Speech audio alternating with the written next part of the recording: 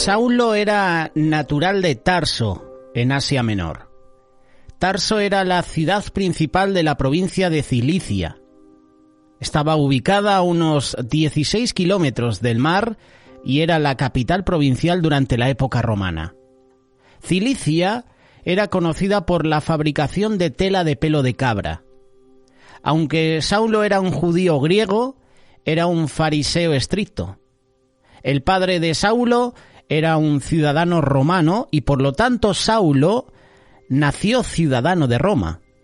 Sin duda, asistió a la sinagoga y a las academias locales.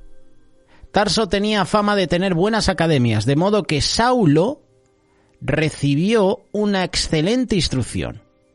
Después de estudiar todo lo que se ofrecía en Tarso, fue a Jerusalén para estudiar con los rabinos. Saulo estudió con Gamaliel, fariseo, doctor célebre de la ley. Es muy probable que a Saulo le pusieran ese nombre para honrar al rey, Saúl, el primer rey de Israel. Uno podría pensarlo, ¿verdad? Saúl, Saulo, solo falta la O. De la misma manera que el rey Saúl sobrepasa de hombros arriba a cualquier del pueblo físicamente, ¿recuerdas? Hay un versículo en los libros de Samuel que dice que Saúl era el más alto, de hombros para arriba, era el más alto físicamente. Así Saulo de Tarso sobrepasaba a cualquiera del pueblo moral, intelectual, religiosamente. Podía jactarse de ser sin culpa con respecto a la justicia de la ley, pero eso no le salvó. En Hechos capítulo 13, verso 9, su nombre es cambiado a Pablo. El nombre Pablo quiere decir pequeño. En Jerusalén se oponía rígidamente a la Iglesia y llegó a ser uno de los jefes en la persecución contra los cristianos. Saulo fue al sumo sacerdote para obtener permiso de ir a Damasco, al norte, para arrestar a los cristianos que se hallaban allí y llevarles de regreso a Jerusalén para examinarles ante el concilio. Por las palabras del Señor, Hechos capítulo 9, verso 5, dura cosa te es dar coces contra el aguijón, es evidente que Saulo sufría convencimiento de culpa en su alma. Procuraba acallar su conciencia aumentando la intensidad de la persecución. Una luz más brillante que el resplandor del sol del mediodía le rodeó. Entonces Saulo cayó a la tierra. Sabía que Dios había cruzado su camino. Ciego, sin poder ayudarse a sí mismo, estaba tendido en la tierra, pidiendo ayuda a ese mismo Jesús a quien había perseguido. La pregunta del Señor a Saulo es: ¿por qué me persigues? Y esta pregunta nos enseña que lo que hacemos para con los creyentes, lo hacemos para con Jesús. Perseguir a los creyentes era perseguir a Jesús. Y esto es cierto porque la Iglesia es el cuerpo de Cristo. Saulo dijo: ¿qué quieres que haga? El Señor le dijo que fuera a la ciudad donde alguien le diría lo que debía hacer. Y debemos notar que Jesús no le dijo cómo ser salvo, sino que le mandó a un predicador. Y esto nos enseña que Dios siempre utiliza a hombres y a mujeres para llevar el mensaje del Evangelio. A lo mejor tú conoces a Dios por la predicación del Evangelio de otra persona. Gloria a Dios por ello. Cuando nosotros recibimos el mensaje de salvación, cuando nosotros somos llevados a los pies de Cristo, porque una persona nos ha hablado de Él, no te olvides, esto es importante, que tú en un futuro también vas a tener esa capacidad de actuar, de llevar a otros a los pies de Cristo. La conversión de Saulo fue completa. Llegó a ser una criatura en Cristo Jesús. Todas las cosas que antes había contado como ganancia, ahora las contaba como pérdida a causa de Jesús. Saulo el perseguidor llegó a ser Pablo el perseguido. Su boca se llenó de bendiciones en lugar de blasfemias. Su corazón se llenó de valentía en lugar de maldiciones. La conversión de Saulo demuestra cómo un hombre puede estar terriblemente equivocado y aún así creer que está en el camino correcto. Nos enseña también que ningún caso es irreparable. Saulo, Saulo, ¿por qué me persigues? Él dijo: ¿quién eres, Señor? No hay mejor prueba que la deidad de Jesús. No hay mejor prueba de la deidad de Jesús que la conversión que tuvo lugar entre Jesús y Saulo en su conversión. Hechos capítulo 9, versos 4 y 5. Y cayendo en tierra, oyó una voz que le decía: Saulo, Saulo, ¿por qué me persigues? Él dijo: ¿Quién eres, Señor? Y le dijo: Yo soy Jesús, a quien tú persigues. Dura cosa te es dar coces contra el aguijón. Saulo reconoció al Jehová del Antiguo Testamento y sabía que era Jehová quien se le apareció. En realidad Saulo preguntó: ¿Quién eres, Jehová? ¿Quién eres? Esta revelación de Jesús a Saulo cambió por completo a este perseguidor ardiente. Hace unos minutos atrás, unos momentos, respiraba amenazas. ¿Cómo cambia la cosa, en unos minutos? Los pronombres personales tú y yo son significativos. La relación del hombre a Dios siempre es un asunto personal. La salvación es personal. Tú puedes orar por mí. Tú puedes orar para que yo tenga un encuentro personal con Jesús. Pero la salvación es personal. Yo tengo que dar ese paso. Es como el ejemplo de David y Saúl. Cómo Saúl intenta vestir a David con su armadura. Y David no podía. La armadura de Saúl no iba a salvar a David en esa situación. David necesitaba pelear con sus propias armas. Tu escudo a ti, o mi escudo a ti no te vale. Tu escudo a mí no me vale. Tu armadura a mí no me vale. La salvación es personal. La relación del hombre a Dios es un asunto personal. Ahora bien, ¿cómo fue salvo Saulo? Jesús no le dijo a Saulo cómo ser salvo, sino que le dijo que fuera a la ciudad donde ahí se le iba a decir qué tenía que hacer. ¿Qué cambio, verdad, tuvo Saulo? Perseguidor ardiente de la iglesia, hombre orgulloso. Durante 3 días estuvo sin vista, sin comida, sin agua. Este hombre, Saulo, que había arado surcos torcidos, ahora se encontraba en la calle que se llamaba Derecha. Estaba en la casa de Judas. El nombre Judas quiere decir alabanza. Jesús le dijo a un discípulo llamado Ananías que fuera Saulo. Y Ananías quiere decir el Señor ha mostrado gracia.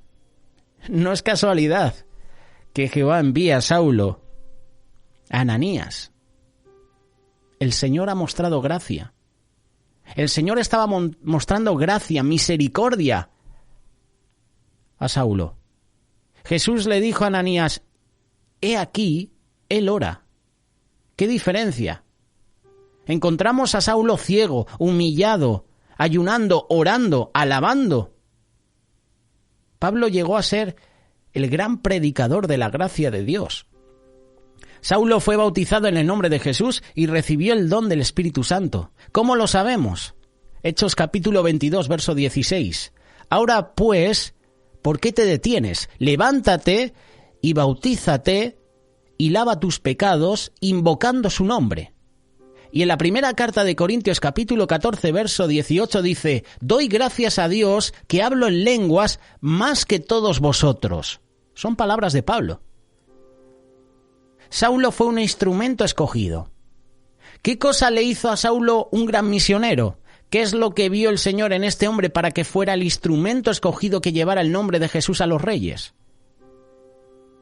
Hechos capítulo 9, verso 15. Era su dedicación completa a la obra de Dios, su entrega absoluta a la voluntad de Dios. Sirvió a Jesús con el mismo celo ardiente con el cual antes la había perseguido. Aunque Pablo había estudiado con Gamaliel, había sido convertido de una manera extraordinaria, fue después de 12 años que Pablo se dedicó completamente al ministerio. Una persona podría creer, según Hechos capítulo 9, verso 20, que Pablo comenzó inmediatamente el ministerio. Pero entre los sucesos de Hechos 9:19 y Hechos 9:20 pasaron 3 años. Sí, 3 años, entre el versículo 19 y el versículo 20 del capítulo 9 de Hechos. 3 años.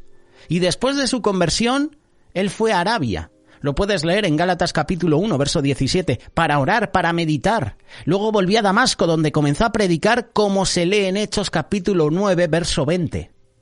Después de que Pablo se escapase de Damasco en una canasta cuando su vida fue amenazada, él regresó a Jerusalén, donde Bernabé intercedió por él y lo presentó a los apóstoles.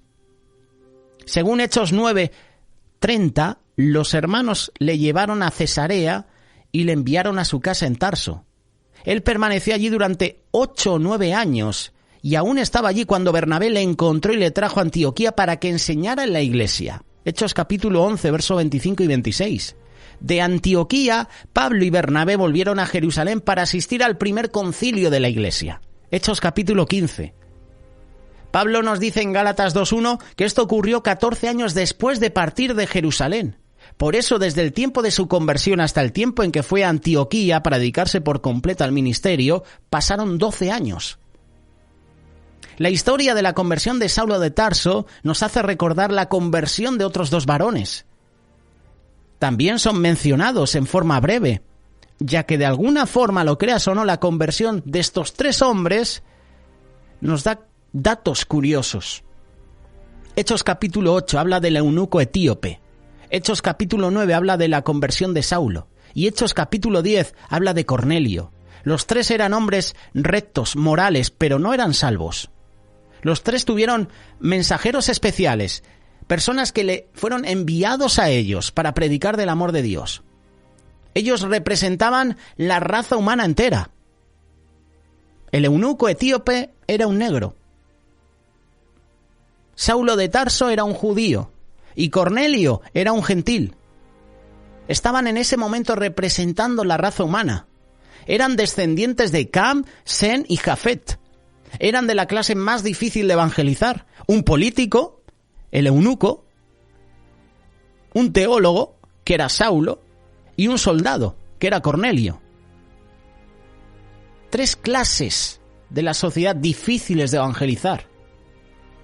Y este estudio bíblico puede desarrollarse de una manera bastante amplia, porque estos 3 hombres leyeron la palabra, vieron a Jesús, vieron visiones angélicas, sufrieron una conversión real. Sin arrepentimiento no hay conversión. Este es el mensaje que podemos extraer de la conversión de Saulo. Sin arrepentimiento no hay conversión. Y yo te invito, ya para terminar, a que leas Gálatas capítulo 1, versos del 20 al 24. Pablo en estos versículos nos relata cómo eran los comentarios de las personas que no le conocían personalmente en Galacia, sino que solamente habían oído de aquel que asolaba la iglesia, que arrastraba a los cristianos y que los mataba, que los torturaba, que separaba a las familias, padres y madres a las cárceles. Este es el que hoy predica el Evangelio. El apóstol Pablo tenía ya la etiqueta. Le etiquetaron. Normal. Vaya pasado tenía Pablo. A Pablo le costó desprenderse de aquel Saulo perseguidor de la iglesia. Le costó desprenderse de aquel que había sido y era difícil que le creyeran. Aquel que había sido perseguidor, asesino de la iglesia, de los cristianos. Pablo en este pasaje de Gálatas se estaba esforzando en demostrar que ya no era aquella persona. Pablo tuvo que enfrentar situaciones difíciles porque incluso hermanos en la fe no creían su conversión. ¿Cuántas veces esto pasa en nuestras vidas? Que hay hermanos que todavía no se creen que hemos tenido un encuentro personal con Jesús. Y nosotros muchas veces, con otros hermanos. Vemos la actitud de Pablo para enfrentar la crítica, la burla de aquellos que no creían que él ya no era aquel perseguidor de la iglesia. En lugar de rendirse, de molestarse, de tirar la toalla, él más se esforzaba en demostrar el cambio que Dios había hecho en su vida. Ahora hablemos nosotros de aquel que fuimos en un pasado. Hablemos de aquel hombre o aquella mujer que nosotros fuimos antes de conocer a Cristo. Todos tenemos un aquel o una aquella que nos avergüenza, que nos molesta, que nos persigue. Donde quiera que vayas, te persigue. Además, tenemos al enemigo, a Satanás, que siempre nos recuerda y nos dice esas palabras. Dios no te va a usar. Mira tu pasado. Mira lo que eras. Que no nos importe. Que no te importe lo que fuiste. Tienes que luchar por no volver a serlo otra vez. ¿Cómo podemos dejar de ser aquel hombre violento? ¿Cómo podemos dejar de ser aquel hombre borracho, aquella mujer soberbia, aquel hombre adúltero? El apóstol Pablo en sus epístolas nos enseña cómo nosotros, al igual que él, podemos, por medio del poder de Dios en nuestra vida, dejar de ser aquellos que fuimos y convertirnos en las personas que Dios quiere que seamos. Mira lo que nos enseña Pablo. Tú puedes cambiar tu estilo de vida. Filipenses capítulo 2, verso 13. Para dejar de ser lo que fuimos, Dios nos ha dado en el querer y también el poder para hacerlo. No sigamos pensando que no podremos mantener nuestro estilo de vida, que la carne es débil, que vamos a caer nuevamente. Cada día Dios pone en nosotros el querer cambiar, el querer dejar nuestro estilo de vida, el querer mejorar, y también nos da el poder para lograrlo. Por eso cambia tu estilo de vida. Habla también del poder que hay en nosotros para no volver a ser aquellos que fuimos. En nosotros está el poder de Dios, desde el momento en que aceptamos a Cristo como nuestro Salvador personal. Nuestra carne es débil, sí, pero nuestro Dios es más fuerte. Tenemos el poder del Espíritu. Podemos vencer la tentación. Podemos decirle no al pecado. La carne es débil, pero Dios mora en nosotros, el Espíritu Santo mora en nosotros y nos hace fuerte para vencer esas situaciones. Tenemos el poder de Dios en nuestra vida para tener dominio propio, es decir, para controlar nuestro carácter, para controlar nuestros vicios, para someter nuestros pensamientos a la voluntad de Dios. No digamos que somos débiles y que no vamos a poder mantener nuestra vida nueva. Usemos el poder del Espíritu para vencer nuestra carne, para vencer el pecado.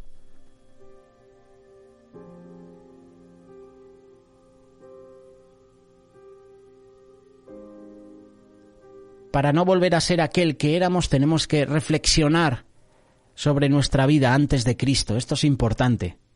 ¿Cómo vivíamos antes de que Cristo viniera a nuestro corazón? ¿Éramos felices?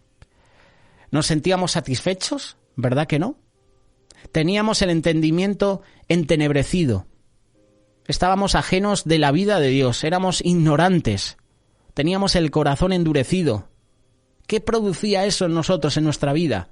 Adulterios, maltratos, vicios, soberbias, odios, rencores. Tenemos que anhelar nunca más vivir ese estilo de vida. Un estilo de vida que no tenía gozo, sin bendición, sin sentido. Para no volver a ser aquella persona que éramos en un pasado, tenemos que reflexionar sobre nuestra vida antes de Cristo.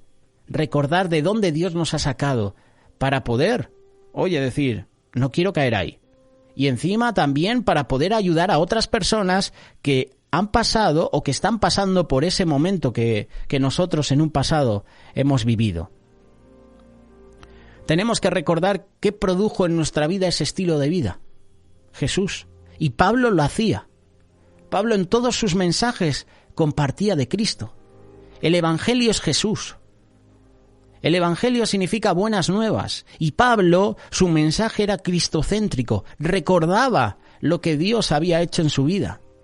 Por eso recuerda qué produjo en tu vida ese estilo de vida nuevo. ¿Qué ha hecho que cambies? Si analizas tu vida pasada, te vas a dar cuenta que no hay nada bueno en nuestra vida, solamente muerte. El pecado que cometíamos antes mató el amor de nuestros hijos, a nosotros. Mató el amor de mi esposo o esposa, mató nuestras finanzas por nuestros vicios, por nuestros adulterios, mató nuestras oportunidades, todo por nuestra soberbia, nuestro mal carácter. Para no volver a ser aquel que éramos antes, nuestra mentalidad tiene que estar en Jesús. Hay cosas que, aunque posiblemente no son pecado, como hijos de Dios, ya no me son convenientes en mi vida. Es necesario llenarnos de la palabra de Dios para ser cristianos maduros, discípulos de Cristo maduros, para discernir el bien o el mal. Necesitamos a Jesús en nuestra vida. ¿Quién eres?, le preguntó Saulo a Jesús. Soy Jesús, al que tú persigues. Te hablamos de conversión. Sin arrepentimiento no hay conversión. Por eso, si no has aceptado a Jesús en tu vida, ahora es el momento. Es el momento de arrepentirse, de reconocer nuestros pecados delante de Dios. Es el tiempo de reconocer nuestras faltas delante de Él. Es tiempo de aceptar a Jesús. En esta vida hemos probado de todo, ¿verdad? ¿Por qué no probar a Jesús? Oye, pues voy a probar, a ver si tiene razón esta persona que está hablando de Jesús. ¿Por probar? Prueba a Cristo. Hay una canción creo que es de Benjamín Rivera, que decía, prueba a Cristo. Es la única salida. Y este es el mensaje, prueba a Cristo. Arrepiéntete. Saulo, de perseguidor a perseguido, todo por Jesús. Cuando aceptas a Jesús en tu vida cambia por completo. Sí, vamos a sufrir pruebas, dificultades, vamos a sufrir persecución, pero es la mejor decisión que podemos tomar. Nuestra vida va a cambiar por completo. Dios nos va a bendecir y además vamos a bendecir a otros. Vamos a ser canal de bendición a otros. Solo si aceptamos a Jesús. Mira cómo está el mundo. Mira cómo está la situación económica en cada país. Mira la crisis sanitaria que viven los países, los continentes. ¿Qué mejor solución que Jesús a estos problemas? Acepta a Jesús. Pruébale. Y ya nos cuentas.